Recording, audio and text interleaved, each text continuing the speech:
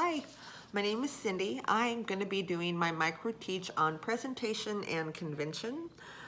There were two articles, A Haircut from Hell and In Time Gone By, that were posted. These would be an article that would be posted on our whiteboard or projected on the whiteboard for us to work on as a class, or to look at as a class, I should say. So I'm just gonna go ahead and get right into it. Okay guys, I hope you guys had great lunch. I know I did, and I am ready to get right back into things. And you guys, we have this presentation coming up tomorrow, and so I wanted to go over conventions and presentations with us before we got to work on our final steps, just to make sure that we know what we're doing and what to be looking for. So let's start with doing a quick write about what presentation means to us. So I want you to get out your journal, and I want you to write for 2 minutes about what presentation means to you. And ready and go. Okay. Well, does anybody want to share what you wrote in your journal, or just a general idea about what you wrote in your journal?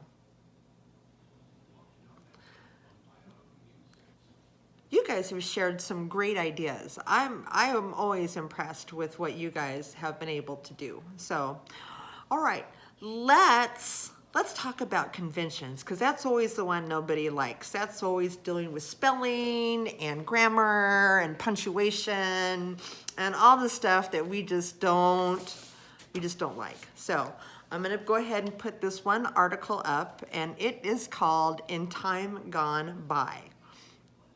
Okay, and so at first glance, you guys, looking at this, what do you notice about it? That is one really long word at the beginning. Yes, it is. Yeah, and there's no punctuation for a long ways. Yep, and there's no capital letters for quite a while either. So why don't we go ahead and take a quick read through it, because it's a fast read, okay? So I'm gonna go ahead and read for you, and you guys just go ahead and follow along. There was no space between words and no punctuation marks to signal when a sentence was ending. Then it occurred to some clever writer that spacing would make a huge difference in readability, but of course it was still hard to tell where sentences began or ended. Fortunately, someone devised a clever little mark called a period to signal a stop. Could we ask questions too? We could. If we wanted to shout, there was a mark for that. And if we wanted, we could end sentences cleverly. Why not start them well? Along came the capital letter. What an invention that was. Things were getting easier. Before you could say presto, we were pausing with commas, taking longer pauses with ellipses, or getting expressive with dashes. When someone spoke with emphasis, we could capture it in italics. We could get bold with important words. And if someone remarked how great punctuation is, we could surround that speech with quotation marks and preserve it forever. Well, almost. We could make little side comments in parentheses too.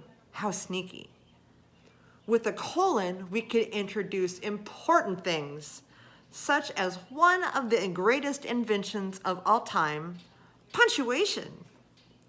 Ta-da! Whether at the end of a sentence or tucked inside, conventions give us a way to intimate human speech. Sorry to say, conventions are not equally popular.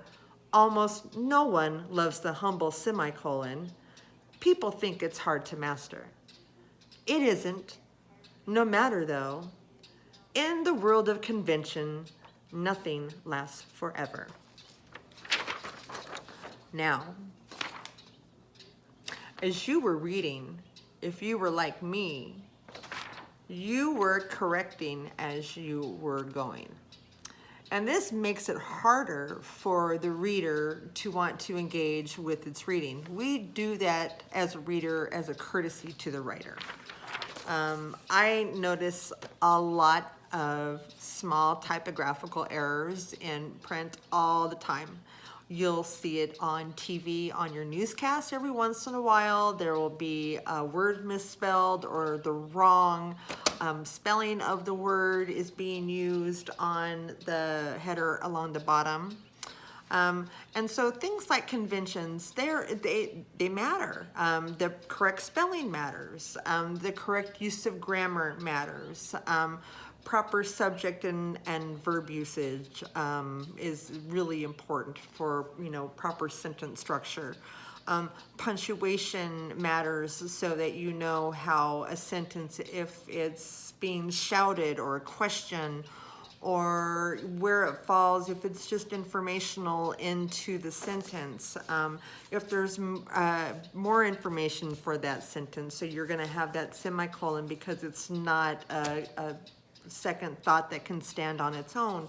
There are a lot of different reasons why these things aren't just aesthetically pleasing, but it makes it easier for the reader to engage with your writing, and that's what you want. You want your reader to have ease of reading ability. And so that's going to take us right into, you look at our story, Haircut from Hell, and when we're talking about all of our different conventions, you're seeing things like the ellipses, and you're seeing a lot of exclamation points or exclamation points and question marks together. And it's beautiful usage of how we can use punctuation to really give our sentence a lot of voice. And that's what this paper has, a lot of voice to it. So now let's talk a little bit about presentation. Presentations always have certain requirements. You guys have certain requirements that were given to you at the beginning of your project for what was expected of you, what state, how many facts, how you could present it either in a PowerPoint, you could do a Word doc, you could do a web page. There are different ways that you could present your information to us. So I wanted to talk about some of the ways that we see information presented to us. So when you're putting your stuff together, you can see how proper usage of headings, bolds, pictures, designs, all play into how aesthetically pleasing and how it draws your reader to what you want what you want them to see. So in this instance, this is an activity. We're going to be talking about maps. So immediately I see map symbols. And so I know that this is stuff that we're going to be focusing on. And so you see a compass rose and you see a scale.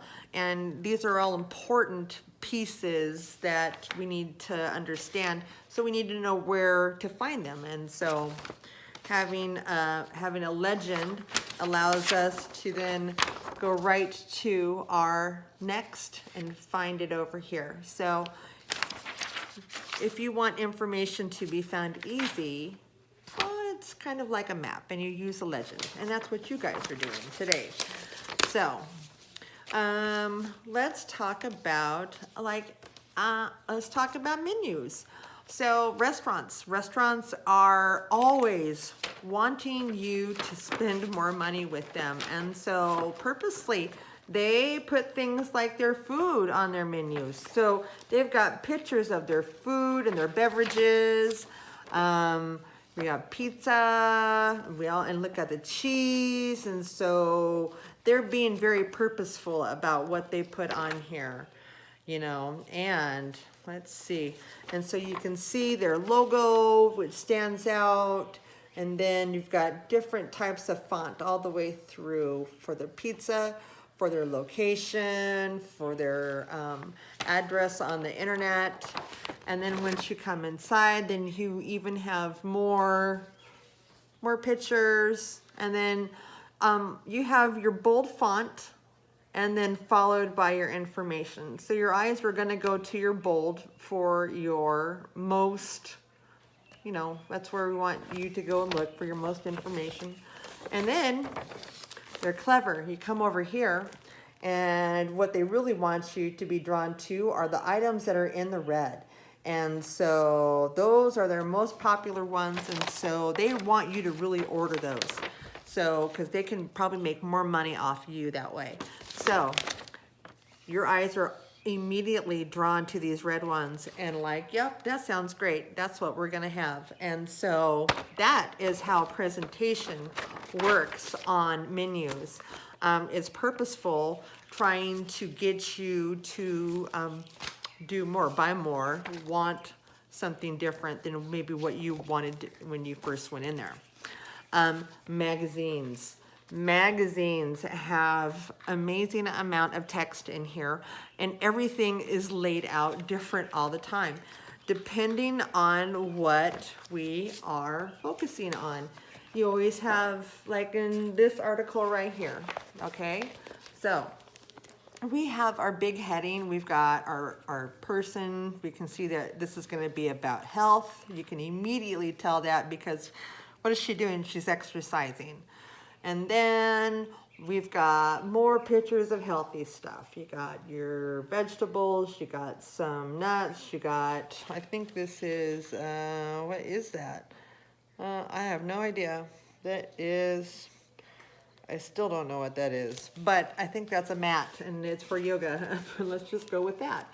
So, but then you have all of your headings are in larger print, bold, underlined, numbered. Everything is laid out to have you follow this specifically one way, and it makes it easier for you to see. So, you know, they want you to see how to eat for energy, and here's your steps for that, or to put the fun in fitness, these are your ideas for that. And so, you know, this whole article is about health and fitness. And so they've got it broken out into little sections. Each little section, you know, has a couple of blurbs, a heading, and a couple of main points that are bolded, and then some supporting information underneath. So you can see that the way that information is presented is really crucial to drawing the reader to where you want them to go.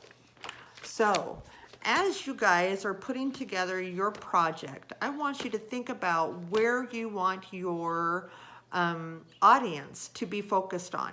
So do you want them to be focused on pictures? Do you want them to be focused on your information, your text? Think about where they're going to be looking at, depending on how you're presenting it. And I'm excited to see what you guys are going to come up with, because this is a really fun assignment, getting to plan your own trip.